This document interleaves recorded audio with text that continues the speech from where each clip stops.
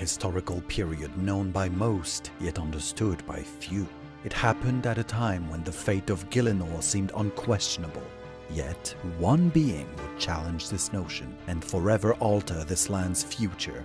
The resulting story would be one of vicious betrayal, bitter rivalries, and unrelenting violence. A dark saga, infamous for bringing about suffering, bloodshed, and devastation on an unfathomable scale unheard of before or since. This is the tale of the God War. Bringing about suffering, bloodshed, and devastation on an unfathomable scale unheard of before or since. This is the tale of the God Wars, when Gielinor was torn apart and left forever scarred. The end of the Second Age.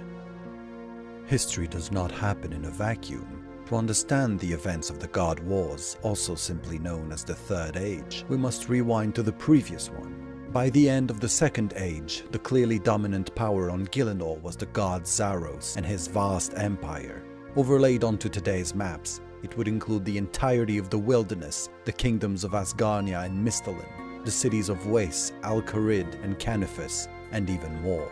Its capital of Sentistan was arguably history's largest and most prosperous city, a title only the elvish capital of Privdinus could hope to challenge. It seemed the Zarosian Empire was destined to dominate Gielinor, but unbeknownst to Zaros, one of his closest accomplices had other ideas in mind. Zamorak, today one of 3 major gods, but back then merely a Majorat, had managed to become the highest-ranking general in Zaros' army. Driven by his unquenchable thirst for power, he began making plans to overthrow his master and seize his domain for himself. Zamorak weaved a web of high-ranking traitors among Zaros' ranks, securing their loyalty with promises of land once their ruler was usurped. But even their combined strengths would be insufficient to achieve their goals, for defeating a god among gods is no small feat. But it seemed fate was sympathetic to Zamorak's treacherous schemes. Through a combination of deceit and sheer luck, he managed to acquire relics whose incredible power made even the gods tremble: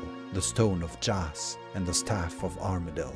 The Zarosian betrayers knew there would never come a better opportunity. As his co-conspirators distracted the bodyguards of their forsaken lord, Zamorak plunged the staff in Zaros' back.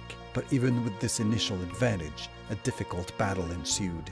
In another unexpected stroke of luck for the traitor, the Staff of Armadil allowed him to destroy Zaros and transfer much of his immense power to himself during the struggle. The plan had worked. History's most powerful ruler had been usurped. The other gods